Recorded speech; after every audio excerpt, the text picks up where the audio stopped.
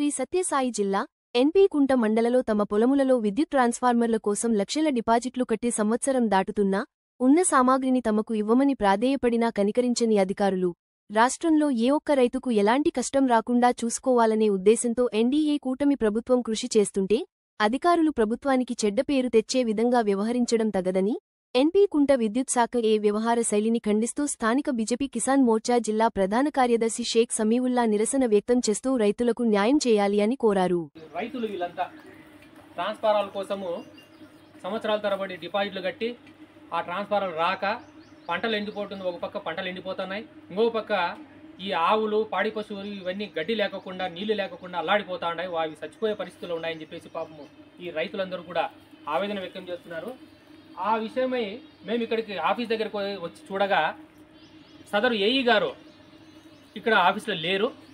ఆయన లేకపోయినా మేము ఫోన్ చేసి మాట్లాడితే సరైన సమాధానం ఇవ్వకోకుండా ఆయన దాటవేస్తున్నారు. అదే సందర్భంలో ఇక్కడ వచ్చి చూస్తే ట్రాన్స్ఫార్మర్లు మనకి ఇక్కడైతే 1 2 3 4 5 6 7 ట్రాన్స్ఫారాలు కొత్తవి రెడీగా ఉన్నాయి ఇక్కడ ఆఫీస్ దగ్గర. ఇంకొకటి ఈ రైతులు చెప్పడం కూడా ఇంకోటి ఏంటంటే అక్కడ ఆ ప్లేస్లో ఇంకొకటి ట్రాన్స్ఫార్మర్ అక్కడ ఒకటి ఉంది. అది దాదాపుగా 6-7 నెలల నుంచి అక్కడే పడి ఉందని అంటున్నారు. కానీ ఏఈ గారిని అడిగితే మాత్రము నిర్లక్ష్యమైన సమాధానం ఇస్తూ ట్రాన్స్ఫార్మర్లు ఇంకా రాలేదు, ఒకవేళ వచ్చినా దానికి మెటీరియల్ రాలేదు, కాసరాలు రాలేదు, వైర్లు రాలేదు, ఇట్లా ఏదో ఒకటి తప్పించుకునే ధోరణితో ఏదో మాట్లాడడము. ఆ రైతుల పరిస్థితి చూడండి పాపము. ఈ రైతు అయితే ఈయన కరెంట్ లైన్ ఉంది, డిపాజిట్ కట్టినాడు, 1,70,000 డిపాజిట్ కట్టినాడు. లైన్ ఆల్రెడీ ఉన్న లైన్ని కూడా ఆయన వేరే రైతు ఎవరో తీసేసుకోవడమో లేదంటే ఏదో జరిగి ఆయనకు లైన్ లేకుండా చేసినారు. కానీ నేను రైట్ రాయల్గా నేను డబ్బులు కట్టినా, నాకు కనీసం ఆ ట్రాన్స్ఫార్మర్ వచ్చే వరకు లైన్ ఇవ్వండి అని చెప్పేసి ఆ అధికారులకు కాళ్ళ వేలపడి మొత్తుకుంటానా కూడా వాళ్ళు పట్టించుకోవడం లేదని చెప్పేసి పాపం వీళ్ళు ఆవేదన వ్యక్తం చేస్తున్నారు. ఇంకొక రైతు ఈయన దినమదిపల్లికి చెందిన ఇంద్రప్రసాద్ రెడ్డి, ఆయన దాదాపుగా సంవత్సరం పైన అయిపోయింది డిపాజిట్ కట్టి ట్రాన్స్ఫార్మర్కు. దాదాపు 1000 మామిడి చెట్లు ఉన్నాయి.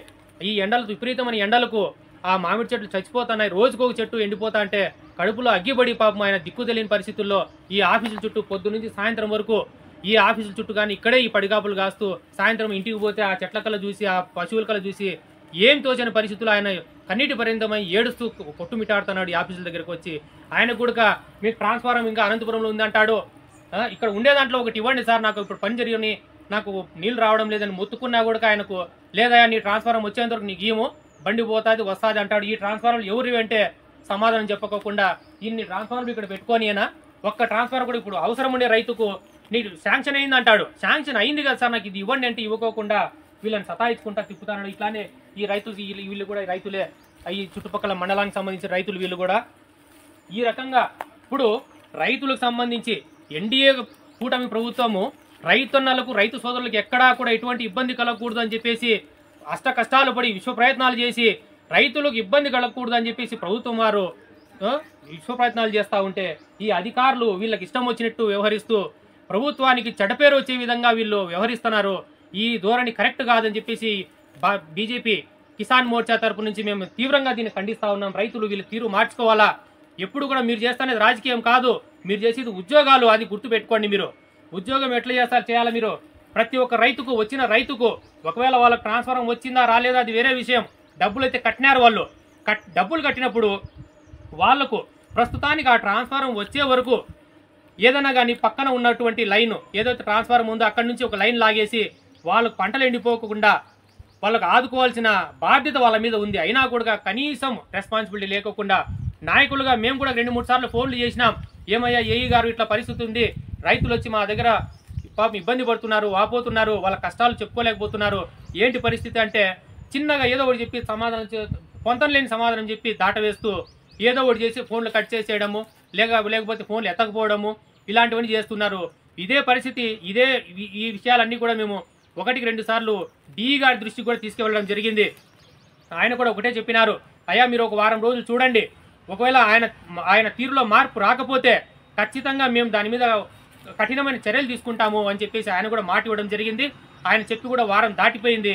ఈరోజు కూడా ఆయన ఆఫీసులో లేకపోగా ఫోన్లో కూడా ఆయన సరైన సమాధానం ఇవ్వకపోవడం చాలా బాధాకరమని చెప్పేసి ఈ విషయంగా తెలియజేసుకుంటున్నాము.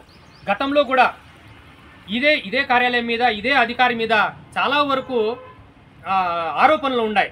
చాలా వరకు రైతులు పాపం ఇబ్బంది పడి ట్రాన్స్ఫార్మర్లు ఇవ్వకపోయి అనధికారికంగా ఉన్నటువంటి ఏదో రికమెండేషన్ మీద ఇంకోటి వాళ్ళకి డబ్బులు ఇస్తే ఇచ్చేయడము ఇలాంటివి చేసి ట్రాన్స్ఫార్మర్లు ఇచ్చేసినారు.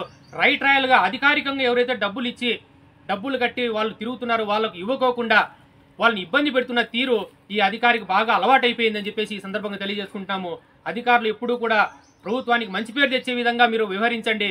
రైతులకు ఎక్కడా కూడా ఇలాంటి కష్టం రాకుండా చూసుకోవాల్సిన బాధ్యత మీదే.